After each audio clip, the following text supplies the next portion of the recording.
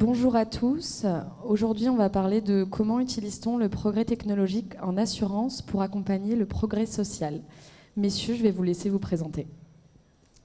Je vais commencer. Donc, Nicolas Faut, directeur financier de la société Sena, donc une plateforme d'assurance qui propose à des courtiers à la fois des solutions d'assurance d'un point de vue produit, mais également des outils technologiques pour pouvoir les opérer.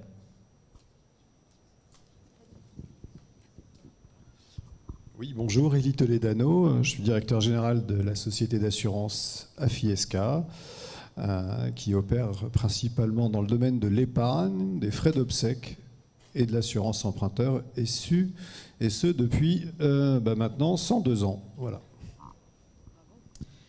Stéphane Chanclou, moi je suis directeur général adjoint de Covea Protection Juridique, la société de PJ du groupe Covea qui regroupe les trois marques MMA, MAF et GMF. Merci beaucoup. J'aimerais donc démarrer cette table ronde avec une question pour Élie. Élie, quelle est votre perception du progrès technologique et de l'apport de la technologie sur le progrès social? Alors ça c'est vaste. C'est une sacrée disserte, mais on va faire simple. Je pense que le progrès technologique, on peut le voir sous plusieurs angles. D'abord, ça facilite les choses. Effectivement, voilà. Ça va plus vite. Enfin, on fait des choses grâce à la technologie de manière beaucoup plus rapide que ce qu'on le faisait auparavant. On peut aussi les faire de manière conviviale. C'est joli, les beaux écrans web avec des belles couleurs, des petites icônes, ça clignote et tout. Enfin, c'est quand même plus vivant qu'une feuille de papier où il faut cocher quelque chose. Bon. Donc, on peut aussi le voir d'un point de vue financier, c'est-à-dire, on en parlera peut-être après, il y en a certains qui font des économies avec. Bon, pas toujours évident, mais enfin, il y a plusieurs angles quand on parle de projet de progrès techno. Et la vraie question, c'est, mais qu'est-ce que ça change dans la vie des gens, quelque part? Parce que le corps social, qu'il soit dans l'entreprise ou qu'il soit dans la société en France dans laquelle on est, on ne s'interroge pas beaucoup sur l'impact de la vie quotidienne. Et donc, mon opinion, c'est que ça change beaucoup la vie des gens, même si ça ne change pas les fondamentaux. On reste des êtres humains, on a tous nos besoins, machin, ça ne bouge pas, heureusement. Par contre, on a une autre appréhension de nos actes, notamment en termes de relations clients, d'achat d'assurance, de gestion de sinistres. Et donc, en fait, le progrès techno, il doit être vécu comme un facilitateur, quelque chose qui ne doit pas être anxiogène, même si, dans certains cas, ça peut l'être, dans toute notre relation au niveau de notre consommation d'assurance. Voilà. Stéphane, de votre côté, est-ce que la technologie est à même de révolutionner le secteur? Alors, parler des nouvelles technologies, c'est essentiellement parler des technologies numériques. On l'a vu dans la table ronde précédente avec l'IA générative. Et en la matière, on peut lire vraiment tout et son contraire. On peut lire que les nouvelles technologies, elles peuvent finalement compromettre la sécurité, elles peuvent menacer le droit à la vie privée, elles peuvent aussi creuser les inégalités. Mais on considère que les nouvelles technologies, elles peuvent aussi et surtout être gage de plus de justice sociale, et donc plus de progrès social. Tout dépend finalement de la façon dont on va utiliser les nouvelles technologies, dont on va les gérer, dont on va les exploiter au quotidien. Et notamment du point de vue du collaborateur, du point de vue de l'entreprise et du point de vue du client. Alors il faut peut-être qu'on se réinterroge sur ce qu'est le progrès social. Le progrès social, pour moi, c'est finalement améliorer les conditions de vie de la société. Alors, ça veut dire quoi, améliorer les conditions de vie? C'est protéger les plus vulnérables, c'est promouvoir l'équité, c'est encourager toutes les initiatives de développement durable, c'est aussi encourager les pratiques éthiques. Et tout ça, ce sont les grandes missions, finalement, de l'assureur. Alors les nouvelles technologies, elles peuvent finalement nous aider à améliorer toutes ces missions de l'assureur, tournées vers le client et vers la société. Alors sur la PJ, on a 3 grandes missions. On délivre de l'information juridique, on gère des sinistres de façon amiable et on va accompagner nos clients sur les démarches judiciaires. Et on peut dire finalement, dès à présent, que toutes ces missions, elles sont favorisées par l'émergence des nouvelles technologies. Merci. Nicolas, en tant que néo-assureur B2B2C, vous poussez de l'innovation et vous avez des métiers assez diversifiés au sein de votre entreprise. Pour vous, quelle est votre perception, quelle perception vous avez de la technologie vis-à-vis de vos corporates ? Chez Sénat, en gros, la dimension technologique est extrêmement importante et elle est très orientée en réalité vers le progrès social aussi. À tel point que la dimension sociale dans l'ADN de Sénat, c'est quelque chose d'extrêmement important. En fait, ça fait partie de notre mission. C'est comme ça qu'on a défini la mission de Sénat et qu'on a créé Sénat d'ailleurs. C'est pour permettre aux personnes d'oser prendre des risques. Et on l'a fait au démarrage, quand on a créé la société en 2019 sur de l'assurance affinitaire. Donc en fait, on a essayé de proposer des nouveaux produits d'assurance en fonction des nouveaux besoins qui émergeaient. Et en fait, quand on crée des nouveaux produits d'assurance, il n'y a pas de données historiques.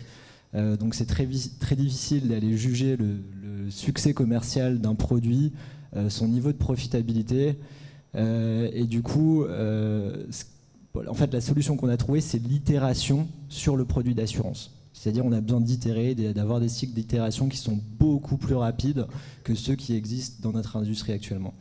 Et en réalité, ça, on peut le faire de manière artisanale quand on a quelques programmes d'assurance à gérer. Par contre, quand on commence à gérer plus de 100 programmes d'assurance, c'est là où on a besoin d'un support technologique qui soit extrêmement important. Et donc, c'est toute la technologie qu'on a créée chez Sénat. Ça nous permet de créer des produits d'assurance très rapidement, d'avoir des outils technologiques robustes pour pouvoir suivre la performance de ces programmes et justement réduire tout ce qui concerne le cycle d'itération de manière générale. Et donc ça, on l'a fait en affinitaire. Et en 2022, on a décidé de s'étendre sur le secteur de la santé, puisque c'est aussi un marché qui est en extrême tension. On voit des assureurs qui décident de sortir de ce type de risque, puisque c'est un contexte d'évolution rapide, notamment en termes d'inflation, avec toutes les réformes réglementaires que tout le monde connaît.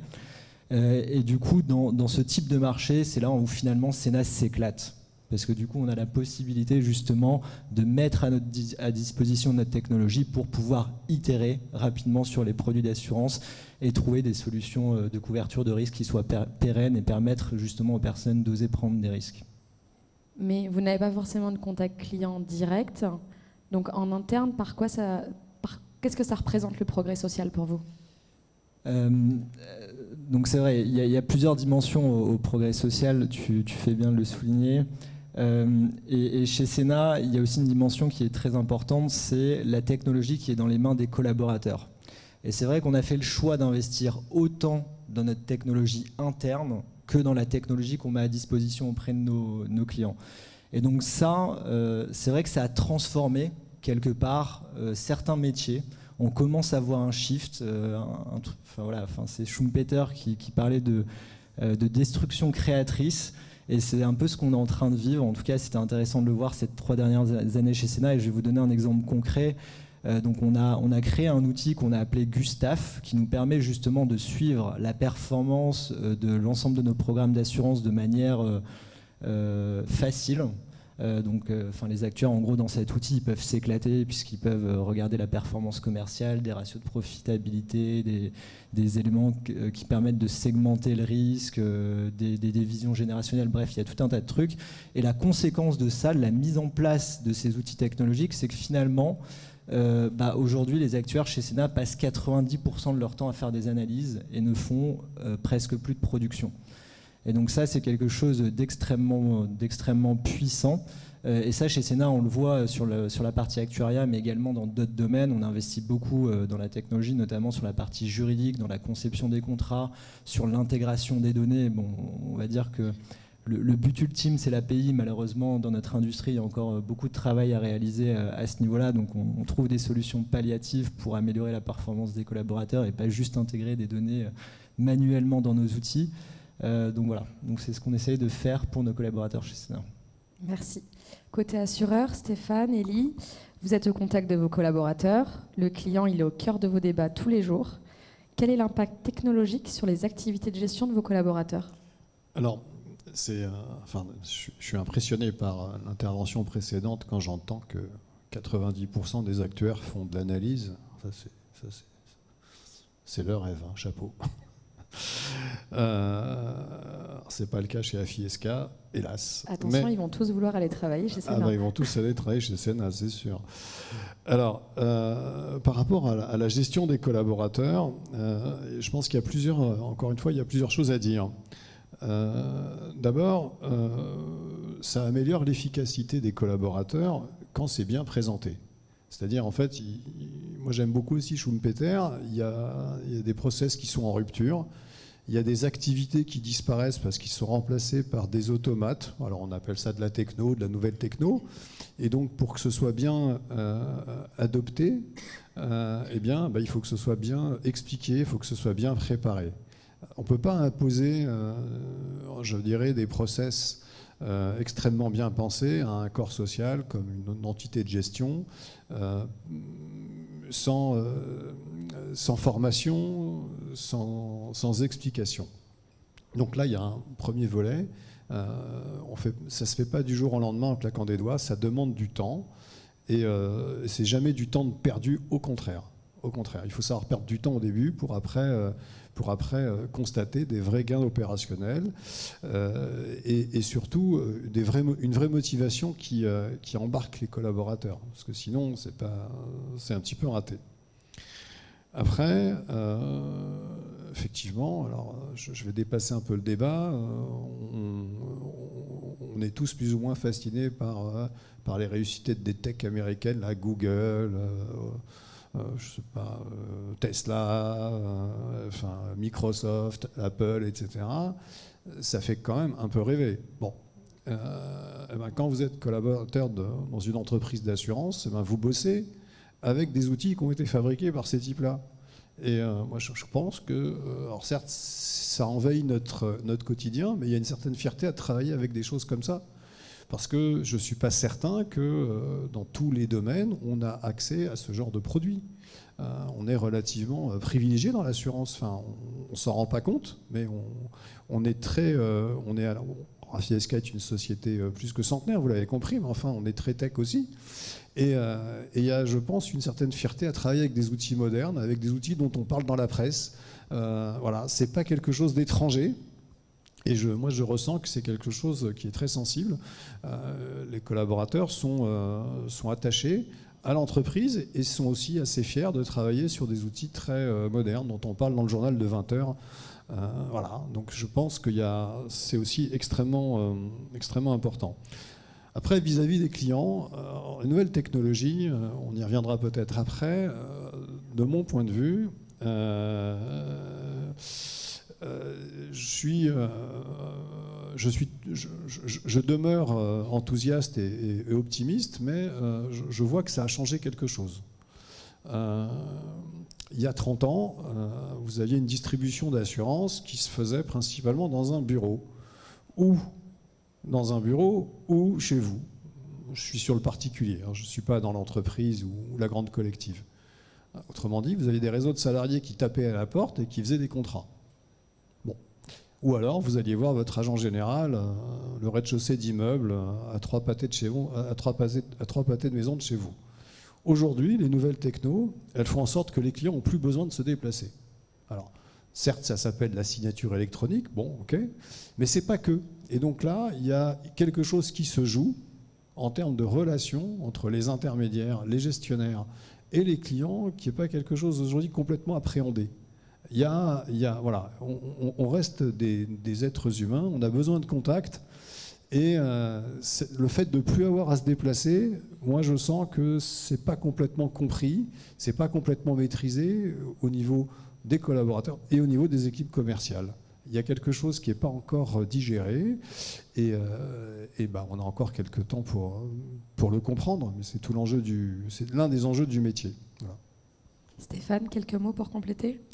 Oui, je m'inscris vraiment dans les propos d'Élie quand il dit que ça facilite la vie. Ça facilite la vie finalement de nos clients, ça facilite la vie de nos collaborateurs et par construction, c'est du progrès social. Alors, un des enjeux fondamentaux qui est devant nous, à mon sens, c'est celui de l'accès à la connaissance.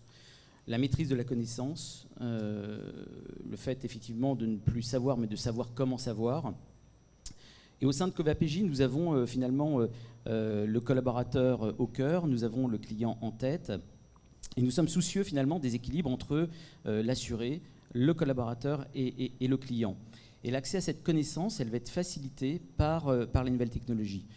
Alors, si je reprends ce triptyque, pour le client, les besoins du client sont toujours d'être mieux informé pour finalement mieux se protéger. Les besoins du collaborateur qui vont devoir trouver plus facilement la règle de droit appliquée par rapport à la situation qui est devant eux. Et puis le besoin de l'entreprise de toujours mieux connaître le climat social de l'entreprise. Alors je vais prendre quelques instants pour revenir sur l'enjeu du progrès social pour les collaborateurs. L'arrivée de l'IA générative, elle va induire des changements à venir, des transformations que les collaborateurs vont devoir finalement mieux appréhender, mieux saisir. Et la façon dont on va intégrer ces nouvelles technologies, elle va finalement avoir, elle va devoir répondre à cet enjeu de progrès social. Alors on va notamment se placer du point de vue du collaborateur. Du point de vue du collaborateur, on peut poser quelques questions. Finalement, suis-je en bonne compréhension des enjeux d'intégration des nouvelles technologies dans mon job? D'autres questions qui peuvent se poser, suis-je en maîtrise des solutions déployées? Est-ce que ces nouvelles technologies font sens dans mon métier? Est-ce qu'elles m'aident encore à progresser? Et je dirais que finalement, on pourra dire que le progrès social a avancé lorsqu'on aura répondu positivement à toutes ces questions. Autant de questions, effectivement, qu'on doit se poser du point de vue du collaborateur et du point de vue de l'entreprise.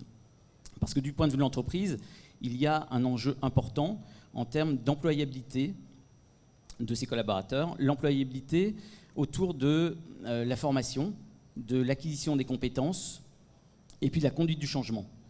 On doit finalement prendre en compte l'évolution des compétences, l'évolution des métiers dans la formation des collaborateurs, et on doit apporter une attention particulière à la conduite du changement pour que ces transformations soient une vraie réussite dans l'entreprise. Merci beaucoup. On va faire un petit zoom sur la relation client. On en a déjà un petit peu parlé, mais est-ce qu'aujourd'hui vous voyez un impact positif de la technologie sur le front office? Alors,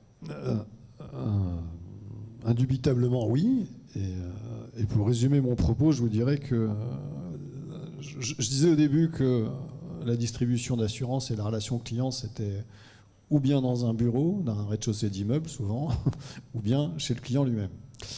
Je pense que la techno, au travers de l'espace client qui se développe dans toutes les sociétés, courtage, assurance, délégataires de gestion, on vous parle tous d'espace client. Là, moi, de mon point de vue, cette notion-là, elle a fait rentrer beaucoup plus l'assurance chez les clients, à plusieurs niveaux. D'abord, les clients, ils savent a priori exactement quelles sont leurs garanties, quelles sont leurs primes, quel est l'état du contrat. Ils ont à cliquer, à s'authentifier une fois, deux fois. Peut-être maintenant, dans 5 ans, il va falloir qu'ils rentrent un code ADN, j'en sais rien, parce qu'il faut faire plein de sécurité autour. Mais enfin, en tous les cas, il y a cette notion d'espace client qui a remplacé quelque part le parapheur qu'on pouvait avoir il y a très longtemps. Mais il y a un espace numérique qui fait que vous êtes au courant de tout et surtout, vous pouvez entrer en interaction. Ça dépend de l'évolution ou de la couverture fonctionnelle de l'espace numérique, mais vous pouvez rentrer en interaction avec votre intermédiaire ou directement avec la compagnie pour tel ou tel sujet. Donc ça, c'est quelque chose en termes de relation client qui change complètement l'approche. Alors ça la change aussi, cet espace-là, parce que comme c'est du web, ça marche 7 jours sur 7, 24 heures sur 24. Il n'y a pas si longtemps, c'est entre telle heure et telle heure et telle heure et telle heure, et du lundi au vendredi, voire samedi matin, pour l'agent général qui laissait ouvert son agence. Là, en fait, quelque part, il n'y a plus de notion de temps. Vous n'êtes plus contraint par par des horaires. Si vous voulez poser une question sur une garantie, vous le faites à 11h du soir, après dîner, une fois que les enfants sont couchés, et vous avez peut-être la réponse tout de suite. Ou le lendemain matin, à 8h, vous l'avez. Vous voulez un détail de garantie, un détail de prime, une question sur un sinistre. En fait, il n'y a plus de limite. Alors, ça comporte des risques, hein, ce genre de choses-là. Parce que moi j'en vois deux. Déjà, je pense qu'on ne peut pas interagir normalement et pleinement qu'avec des interfaces web. À un moment, c'est quand même pas trop mal de parler au téléphone. Et là, le téléphone, vous ne l'avez pas 7/7, 24/24 quand même. Hein, c'est un peu plus compliqué. Donc il y a quand même un sujet social par rapport à ça. On demeure quand même des êtres humains, je le dis souvent. Et puis le deuxième, c'est que vous croyez que vous pouvez tout régler par des interfaces, et c'est vrai qu'on fait beaucoup de choses, on en fait de plus en plus. Mais quand ça devient un peu technique, un peu sensible, là, malgré l'évolution, l'enrichissement permanent de ces espaces-là, vous vous trouvez coincé. Et quand vous vous trouvez coincé, eh ben, vous êtes frustré. Parce que chez Amazon, il y a un super espace client où vous faites tout. Vous ne posez pas de questions. Et nous, les compagnies d'assurance, on peut faire plein de choses. Mais comme on travaille quand même sur l'humain et pas que sur des produits électroménagers ou des matelas ou j'en sais rien à acheter sur Amazon, il y a un peu d'affect, il y a de l'humain, et là, on est un peu coincé. Et ce sentiment, il peut générer de la frustration. Alors on le voit bien, dans les équipes qui conçoivent ces espaces clients, elles passent leur temps à gérer des choses qu'elles ne peuvent pas vous faire faire. Alors, quand vous travaillez là-dedans, il faut savoir gérer sa frustration. Mais en même temps, c'est consubstantiel de ce que l'on fait. Hein. On peut pas on peut pas tout dématérialiser. Les technos ne peuvent pas répondre à tout. C'est un métier d'humain, c'est de l'humeur. Voilà, vous avez un décès, il y a un capital obsèque à trouver. Bah, très bien, ça s'interroge, mais à un moment, vous avez besoin de parler à quelqu'un pour vous demander comment ça va se passer. Bon, mais c'est pas avec une interface web, et encore moins une IA sur un truc comme ça qui va vous répondre. Hein. J'en doute encore, en tous les cas. Donc voilà, je pense que l'espace client, il change beaucoup de choses. Il fait tomber des contraintes horaires, il fait tomber des contraintes de lieu. Il évite des déplacements, il facilite la vie, il n'y a pas de doute. Maintenant, ça comporte des risques et il y a aussi des leurres. Il ne faut pas croire que. Voilà. Et donc, c'est pour ça que tout l'enjeu, de mon point de vue, pour les compagnies, c'est d'en mettre beaucoup dans l'espace client, de répondre vraiment à des besoins où l'interface web, elle va vraiment avoir un rôle, une plus-value, beaucoup plus qu'un gestionnaire ou je ne sais quoi, et de savoir se dire, ben non, ça sert à rien, non, on ne traite pas ce genre de choses, et donc voilà, on n'a pas encore abouti totalement là-dessus, c'est pas évident, mais enfin en tous les cas, ça progresse et on voit bien que les espaces s'enrichissent au fur et à mesure. Maintenant, il y a une certaine limite, voilà, on verra où on la posera. Merci Elie. Stéphane ? Pour moi, l'impact des nouvelles technologies sur la relation client en protection juridique, ça revient à se poser finalement la question des attentes du client qui sont confrontés à une problématique juridique. Alors, les besoins de nos clients sont finalement assez pluriels.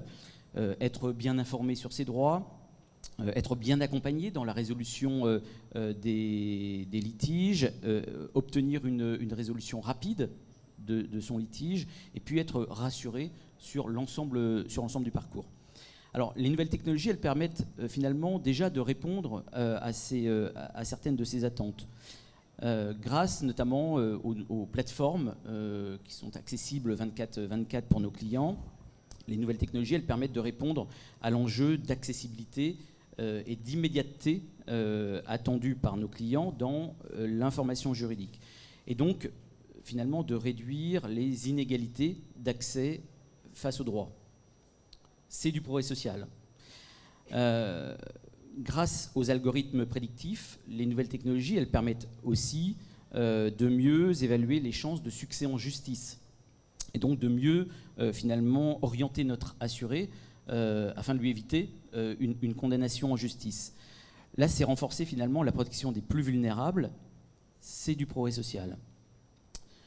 Grâce à l'IA générative, les nouvelles technologies, elles permettent de mieux accompagner nos collaborateurs dans le positionnement sur garantie lorsqu'on est en ouverture d'un litige. Là aussi, c'est finalement renforcer l'équité entre nos assurés, c'est du progrès social. Et donc, on peut dire à travers ces quelques exemples, finalement, que les nouvelles technologies renforcent déjà et accompagnent le progrès social en protection juridique. Nicolas ? Oui, donc c'est vrai que nous, on a un modèle de distribution et de gestion de délégués, donc on n'est pas en front avec les assurés. Après, c'est vrai qu'on fournit quand même des outils technologiques à destination de nos clients, les courtiers, de nos partenaires aussi assureurs, qui a un impact finalement sur les assurés. Et c'est vrai qu'en tant que boîte technologique, on essaye justement de trouver des innovations sociales pour essayer aussi de rattraper. Je pense qu'on a un certain retard par rapport au monde du retail, au niveau de l'industrie assurantielle. Mais après, en même temps, on a beaucoup de moyens. Donc je pense qu'il y a des belles choses à faire à ce niveau-là. Et plus concrètement, si je peux donner un exemple de quelque chose qu'on a essayé de mettre en place, qui je pense, change les comportements au niveau social et même sociétal, c'est le paiement instantané. Et c'est vrai qu'il y a quelques acteurs qui ont commencé à s'y mettre. Ça permet de rendre, entre guillemets, plus rapidement du pouvoir d'achat à des personnes dans des situations de détresse ou dans un sinistre qui doivent généralement avancer des fonds. Et nous, la manière dont on a fait ça, c'est qu'aujourd'hui, avec nos clients, les courtiers, on leur permet de décaisser directement leur sinistre depuis le compte bancaire de l'assureur, c'est-à-dire depuis le compte bancaire de Sénat, et en utilisant tout de même leurs outils de gestion. Donc pour ça, on a utilisé un partenaire technologique et une banque d'ailleurs plutôt traditionnelle pour faire ça. Mais au sein de ce service, en fait, on propose l'option paiement instantané et voilà, c'est notre manière de poser quelques briques à l'édifice pour tous ces changements sociaux. Très bien, merci. Vous en avez un peu parlé, vous avez parlé des risques. On va peut-être parler des points de vigilance. Quels sont, à votre avis, les écueils à éviter afin de tirer pleinement parti de la technologie et ne pas tomber dans les pièges ou les excès ? De toute façon, c'est pas évident, mais on pense toujours, on a toujours en tête, les temps modernes de Charlie Chaplin, quoi, où on voit, c'est une révolution technologique qu'ils vivent à ce moment-là, et on le voit serrer des boulons, devenir complètement dingue et perdre complètement le sens de son métier. Et donc moi je pense que c'est un film qui a pas pris une ride. Vous enlevez les boulons, vous mettez un ordinateur, c'est la même chose. Et vous mettez de la couleur, parce qu'à l'époque c'était en noir et blanc, mais c'est la même chose. Je pense que les risques du taylorisme, ils sont extrêmement importants. De l'automatisation à outrance des tâches, où vous perdez complètement le sens de ce que vous faites. Vous traitez des mails, vous scannez des mails, vous ne savez même plus ce que c'était. Enfin, vous scannez des mails, pardon. Vous détachez des pièces jointes de mails, vous avez des automates qui font ça, et vous vérifiez que l'automate, il fait correctement le boulot. Je veux dire, il y a un risque énorme au niveau des ressources humaines de l'entreprise, de démotivation. Ça, je veux dire, il faut faire extrêmement attention à ça. Moi, je pense que les nouvelles techno, elles doivent faciliter le boulot et elles doivent permettre aux uns et aux autres de cultiver leur expertise. C'est-à-dire que, à titre perso, moi, je suis de plus en plus exigeant avec les gens parce que j'estime que les nouvelles techno leur facilitent le boulot, donc il faut être de plus en plus pointu. Chez moi, les juristes, je les embête toujours avec des questions compliquées, parce que j'estime qu'il y a des choses qui sont maintenant beaucoup plus simples et que je veux cultiver cette expertise. Pareil avec les actuaires. Bon, certes, ils ne font pas encore 90% du temps à faire de l'analyse, mais en tous les cas, moi, je les challenge beaucoup. Les nouvelles technos, ça doit les alléger. Et donc, cultiver ce qu'ils ont dans la tête, leur matière grise, c'est essentiel. Les gestionnaires, c'est la même chose. J'ai un gestionnaire sinistre. Ça devient de plus en plus compliqué en prévoyance. C'est pas un métier très simple. les nouvelles technos, ça vous prémâche le travail, ça vous prépare le boulot, ça automatise un certain nombre de choses, mais la réflexion qu'il faut avoir autour d'un dossier, c'est pas un automate qui va la faire. Hein. Moi, je fais encore beaucoup plus confiance au cerveau humain et je vois les nouvelles technos comme étant une aide, mais certainement pas une décision. Et certainement pas une argumentation. Enfin, encore une fois, nous, les assureurs de personnes, on gère de l'humain. Donc, l'humain, il est géré par de l'humain, quoi. En tous les cas, le taylorisme et l'abandon de sens dans son travail, c'est un risque énorme. En contrepartie, moi, je suis très exigeant sur la formation. Il faut que les gens adoptent ces choses-là, mais qu'ils fassent travailler leur esprit. C'est indispensable. Enfin, pour moi, c'est essentiel parce que sinon, en fait, il y a une perte de sens totale. Il y a une perte de motivation. Les gens, ils sont chez AFISK, ils peuvent être ailleurs, etc. Mais bon, qu'est-ce que ça change au fond? On fait le même travail. Non, au contraire. Il y a une fierté à avoir et il y a une motivation, il y a une expertise, il faut se former, il faut adopter tout ça. Et effectivement, ces technos ou ces nouvelles technos, elles peuvent avoir ce risque-là de démotiver en automatisant. Oui, il faut automatiser ce qui est débile, évidemment. Évidemment. Ça, il n'y a pas besoin de nouvelles technologies pour le savoir. Charlie Chaplin nous l'a montré. Par contre, il ne faut pas perdre de sens et on voit bien que dans le film, il a perdu un peu son sens. Tout l'enjeu pour moi, c'est d'avoir des gens motivés qui ont encore un sens à venir travailler. C'est pas évident. De ton côté? Je partage les deux écueils, les deux craintes qu'exprime Élie. J'ajoute peut-être la crainte de perte de culture, c'est-à-dire qu'il ne faudrait pas qu'on intègre ces nouvelles technologies au poste du collaborateur, je le disais en préambule, sans avoir associé les collaborateurs à cette montée en compétence des nouvelles technologies. En fait, pour moi, la culture d'entreprise, elle se construit avec nos process, elle se construit avec nos produits, elle se construit avec notre état d'esprit.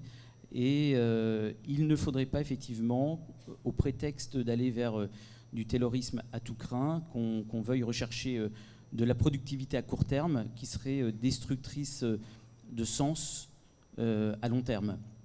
Donc une de mes vigilances, c'est effectivement conserver cette culture d'entreprise au sein de l'entreprise. Et puis peut-être le deuxième écueil, mais tu l'as dit aussi il y a un petit peu, hein, c'est la connaissance en fait. Je le dis aussi, hein, le fait de savoir comment savoir. En assurance, c'est extrêmement important, c'est-à-dire qu'on a des modèles de souscription, on a des modèles de gestion. Il ne faudrait pas effectivement que toute cette connaissance, elle soit intégrée dans une sorte de boîte noire qui soit illisible de la part des collaborateurs. Donc un des écueils évités, c'est de fournir une boîte noire qui soit complètement illisible pour les collaborateurs. Nicolas ? C'est vrai que mon point de vue, et je partage aussi le point de vue de Sénat, c'est qu'on pense plutôt que la technologie a un pouvoir illimité. Et c'est vrai qu'avec l'IA générative, en fait, on ne sait pas comment ça va se passer, on n'en sait rien. Il y a des sujets, mais là où je vous rejoins quand même, c'est que je pense que ce qui est très important, c'est de trouver le bon équilibre entre l'humain et la technologie. Et en gros, la technologie doit être au service de l'humain et l'humain doit se nourrir de la technologie pour changer son métier, évoluer. Et aujourd'hui, la réalité, c'est que tout n'est pas automatisable. On en est encore très loin. Et dans les évolutions technologiques, je pense que la méthode de « on change tout d'un coup » ne fonctionne pas. En fait, de la même manière que pour les produits d'assurance, on a besoin de temps d'itération. On a besoin de tester des modèles opérationnels sur des périodes courtes pour des sujets technologiques assez simples ou sur des périodes plus longues qui peuvent aller de 3 à 6 mois pour vraiment essayer de trouver les choses qui sont pertinentes à développer et construire sa technologie au fur et à mesure. Donc ça nécessite en amont d'avoir un véhicule technologique qui soit agile et qu'on puisse construire autour. Donc là, je pense que les principaux assureurs ont pris cette direction, notamment avec les notions de plateformisation, donc c'est un sujet qui est extrêmement à la mode, mais en tout cas je pense que c'est la bonne direction. Merci. En conclusion de cette table ronde et en quelques mots chacun d'entre vous, Pensez-vous qu'à horizon 2030, nous aurons une belle lumière sur le progrès social grâce aux nouvelles technologies? Nicolas, tu peux commencer. Oui, pour répondre simplement, j'en suis convaincu. J'en parlais tout à l'heure, je pense qu'on a la capacité au niveau des sociétés d'assurance de rattraper notre retard sur des industries comme le retail et pouvoir créer justement des moments d'instantanéité sur plus de sujets dans les 2-3 prochaines années. Donc là-dessus, et déjà, honnêtement, il y a un travail considérable qui a été réalisé. Quand on regarde les notions de parcours client, de ce qu'il est possible de faire avec son smartphone, aujourd'hui par rapport à il y a 10 ans, c'est assez exceptionnel. Et la deuxième dimension, elle est évidemment au niveau des collaborateurs. Donc, je parlais de l'outil qu'on a développé sur la partie actuariat. Donc c'est un vrai produit. Donc c'est ça qui change. Avant, nous, on avait des processus qui étaient plutôt semi-automatisés avec des actuaires qui utilisaient du R, Python ou de l'Excel. Mais là, en fait, on a pris le parti de construire un vrai outil à destination de nos actuaires. Et donc c'est vraiment ça qui a changé. Et avec l'IA, on va voir comment ça peut continuer d'évoluer. Mais de ce que je comprends, c'est que ça va très très vite. Est-ce qu'il y aura une belle lumière à horizon 2030? Alors, je l'espère, je le pense. Maintenant, ça se fera, de mon point de vue, il y a une condition pour que ça marche. Quand on prend un peu de recul, les nouvelles technologies, en fait, dans des professions comme les nôtres, courtiers ou assureurs mutuels, en fait, qu'est-ce qu'elles ont permis de faire? Ce sont des professions essentiellement intellectuelles. On ne loue pas, comme Charlie Chaplin, nos bras, on loue ce qu'il y a dans la tête. Ce qu'il y a dans notre tête, c'est ce qu'on a appris pendant quelques années à l'école et après le bac. Donc c'est une production intellectuelle. C'est ça. Les nouvelles technos, ce qu'elles ont permis de faire, et on l'a vu, je ne vais pas refaire le Covid, mais elles ont permis de délocaliser cette production chez soi. Voilà, c'est ça. Entre autres, ça a permis ce genre de choses-là. Et donc ça, c'est une rupture très importante par rapport au monde du travail. Alors, pour répondre à la question, est-ce qu'on verra une belle lumière en 2030 ?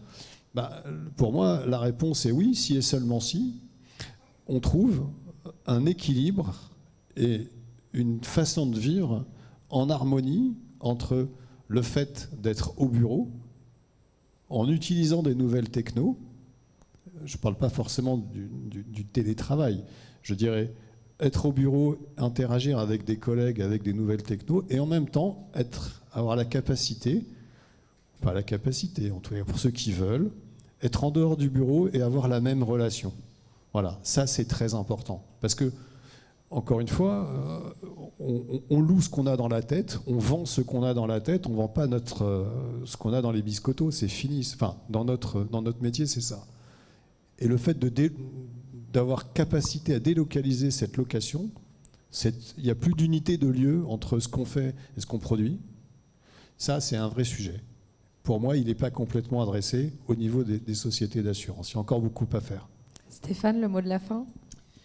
Je m'inscris là aussi dans ce que disent mes camarades. Moi, je pense que les nouvelles technologies, elles vont résolument tirer le progrès social vers le haut. Je ne sais pas si à horizon 2030 ou 2025 ou 2035, mais à une condition que Nicolas évoquait, qu'on porte une juste attention à nos collaborateurs, parce que finalement, plus et on va parler d'IA, plus l'IA générative va évoluer, plus le besoin de sens va se faire sentir. Et donc, finalement, ce mouvement de transformation qui nous attend ne sera réussi que si on a un bel alignement entre tous les intérêts, celui de nos collaborateurs, ceux de nos clients et celui de l'entreprise.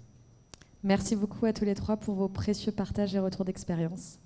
Merci.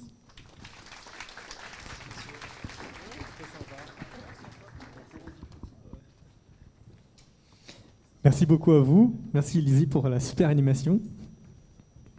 Et donc j'appelle maintenant les intervenants de la prochaine table ronde sur le